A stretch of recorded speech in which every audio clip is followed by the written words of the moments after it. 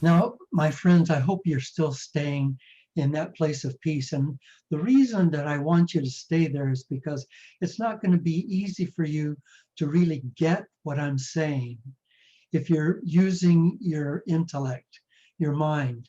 I want you to stay in your higher mind. I want you to stay in a place where you are accepting the permanent grace of God as the flow of prana, of your breath, of your body, of your energy, not as something you're thinking about, but something that you are one with. So, in that space, let me remind us all that we were at one time living as consciousness, in pure consciousness, as God, as Holy Spirit, as the great mind, the great oneness of all. And that great intelligent consciousness, which many physicists are now recognizing that that consciousness was actually there before the Big Bang, that the Big Bang wasn't the creator of all, but it was created by all. And that you were even then that consciousness. And in that consciousness, a decision was made. I'm going to come back and alter this a little bit in a minute, and it'll be fun. A decision was made that you would incarnate as a being so that you could experience and express, because as pure consciousness, there was no legs, there was no way to experience, there was no way to express. And through experiencing and expressing as consciousness, as Holy Spirit, you were able then to develop and grow in wisdom and in joy. Now think about that for a minute, because I'm saying that consciousness or God can still grow and is growing in wisdom and growing in joy. And that the element that's creating that growth is you. So you decided that you would incarnate. So the first thing you did is create a mind, software. So you created your software, your mind. And then you needed some hardware. So you created a brain and body. So now you have a brain and body, and the mind controls the brain and body. Now, let me go back and redo a little bit of what I said, because I said at one time you were in consciousness as consciousness. And then at a time you decided to incarnate. And then you built a mind, and then the mind built a brain and body. But in fact, none of that happened. It's happening. There's no such thing in truth as time and space. It's all happening now. Your body is almost completely empty space. There's almost none. In fact, maybe really none. According to science of your body is actually physical. It's space. So each of your cells are space. Your DNA is space. Your skin is space. Everything is space, but it's inhabited by consciousness, the consciousness that you are. And you are in the process of creating this thing called you, the thing that your ego and your mind tells you is really you, which is your body and your brain and your lifestyle. It's not you.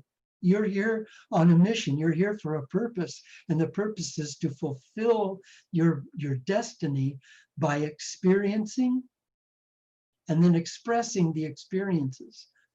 And if you think of it as breathing, so there are 7 billion of us or so on the planet, all inhaling and exhaling.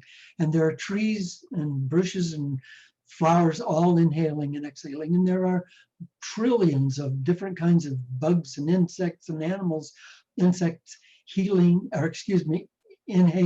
and exhaling. And you are part of the inhaling and exhaling. So we're all inhaling and exhaling together, and we're all inhaling and exhaling each other's breaths. And and the atoms that are floating around through the universe and the electrons, a lot of those that were in the mind and the heart of Jesus Christ are in your heart and in your mind. There's nothing new. Everything is here today. Everything is now, right now, in creation. And you are in that creation. So if you, to give you an idea of how incredible you are as a creator in consciousness, to give you an idea of that, if you were to take the DNA, those little wrapped guys inside of your cells, if you were to take your DNA and open them and lay them out side by side, end to end, they would reach from here to the moon. You ready for that? Your DNA from here to the moon. Wait a minute, and back. From here to the moon and back, your DNA. 1,500 times. Wait a minute. I can't understand that. No, we can't understand that. It's not supposed to be understood any more than the fact that you have billions of brain cells and the little connections between those brain cells, which are the presence of your mind, those little connections. There are more of those in your head, in your brain, than there are stars in our galaxy. Wait a minute, that's hard for me to understand. Don't try to understand it. We're talking about a difference between understanding today and knowing. Understanding is an intellectual process. Knowing is a spiritual process. You cannot know God. Doesn't it say in Philippians in the Bible that the peace of God is beyond all understanding? It's beyond all understanding. That doesn't mean it's beyond knowing. There's nothing that's beyond knowing, but you can't know with your physical brain. You can't know with your mind. You have to go to your higher mind. You have to go out of your mind in order to be able to know. And when you know, then truth becomes organic, inevitable, and change happens in your life. Beautiful change, evolutionary change happens because it's the thing to do. It's natural. It's what's supposed to happen. And then you realize that there's nothing to fear, that everything, the fog all clears up, the confusion clears up. With understanding, there's always something more to understand about what you understand. In knowing, you just know. You've already been doing this your whole life. You didn't just start this. You've been doing it your whole life. You have thought of someone that you haven't spoken to for a long, long time, and the phone rang and that was them. How did that happen? You've thought of somebody and you went to the mailbox and there was a letter from them. How did that happen? You had someone speak to you who was in deep trouble over something, and you said things to them that you didn't know you knew. And it changed the situation for them. It helped them heal. How did you know that? If you tried to understand it, you got lost. And then you fell back into that small puddle of intellect. Now, don't get me wrong. I'm not saying anything bad about intellect, because our intellect, we created that on purpose in order to guide our lives, in order to be able to feed ourselves and cultivate our gardens and do what we need to do for our daily lives for these bodies. It's important.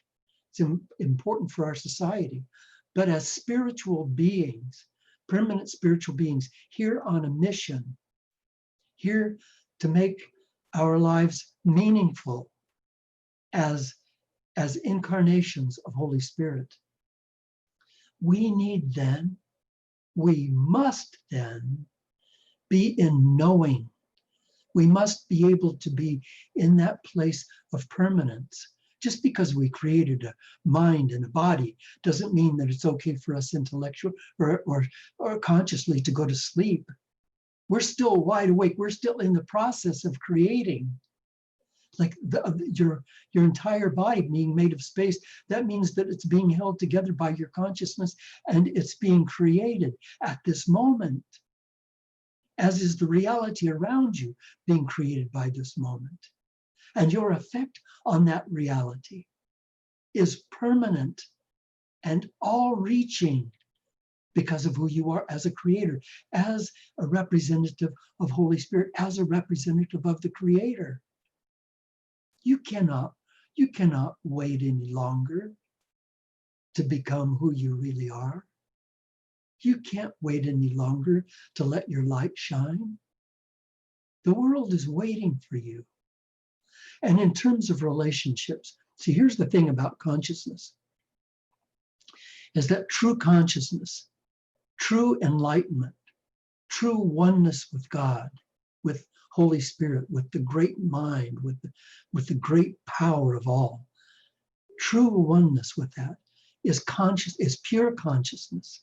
And my brother and my sister, who also came as incarnations from God, they and I are the same. We're just the same in different incarnations. So those people that you have love for, they are you in a different incarnation. Those people that you have problems with, they are you in a different incarnation. We are all one being.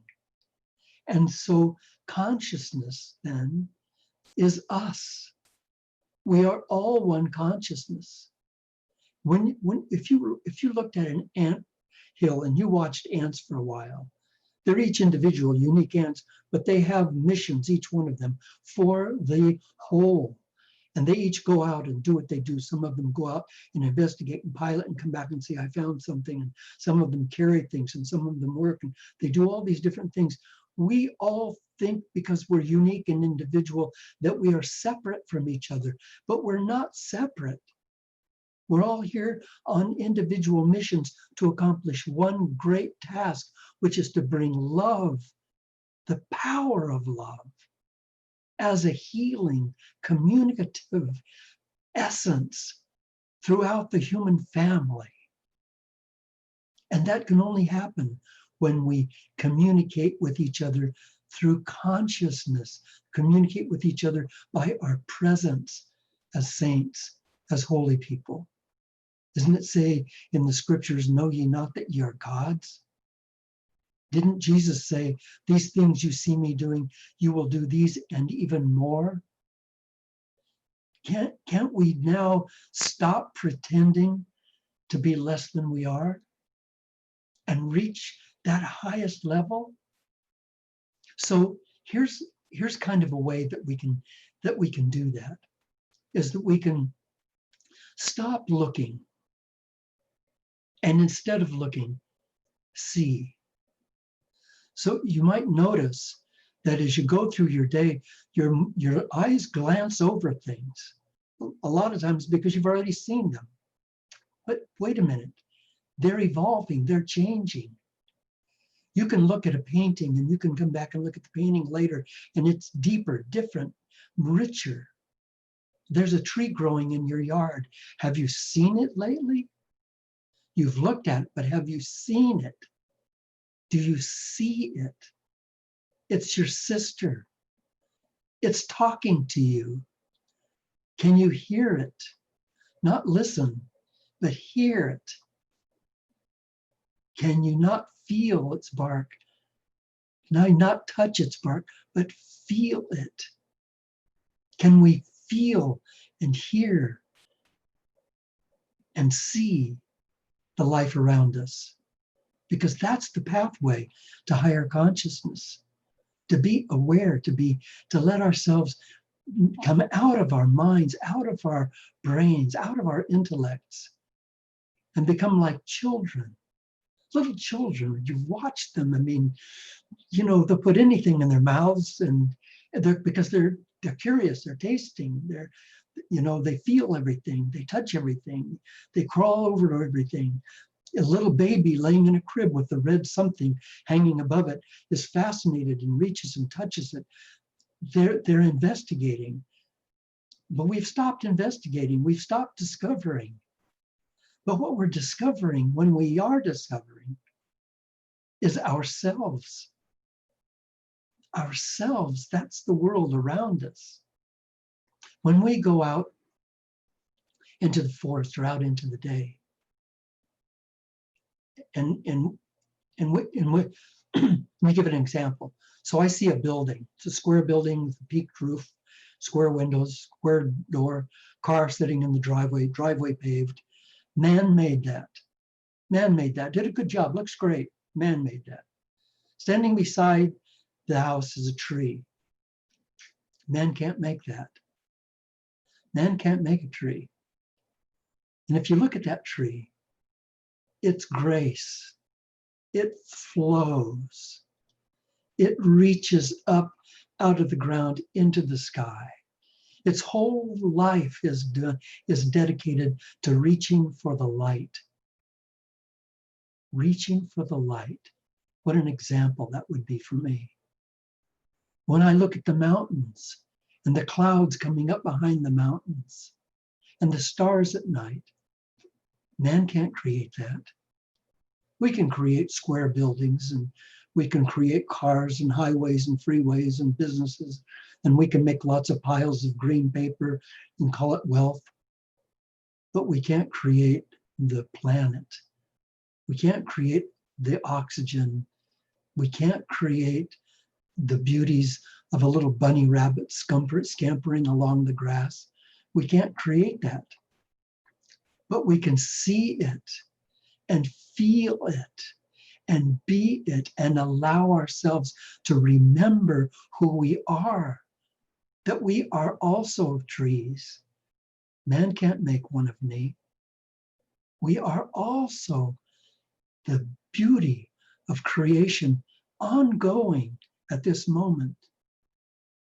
And you know that if you are back in consciousness, then you can change reality. You can change your body, your health, your relationships, your wealth. You can change those things because then those are easy from a place of consciousness, but not so easy from a place of mind, because the mind has gotten caught up in the reality of need. I need to have a better body. I need to have more money. I need to have better relationships. And the very act of saying that I need means I don't have it. And in consciousness, everything is possible. Everything is possible. So we need to be then in consciousness. Not thinking, because thinking is, in fact, takes us away. An example of consciousness in today's life is what if you say, I heard some music the other day that made me almost want to cry. Do you understand that? I went out on the porch and the breeze was just delicious. Can you understand that? I think I'm falling in love. Can you understand that? Those are consciousness. That's spiritual acumen. That's God speaking in you as you. Listen. Listen. So I need you. Me, Bob Trask, I need you individually. You, I'm talking to. I need you. I need you to open your heart and open your consciousness so I can come in. And I'll open mine so you can come in. And we can truly be brothers and sisters working together in unity to create the majesty that is awaiting us in this life. Thank you so much for listening. Thank you for being here. I so look forward to seeing you again soon.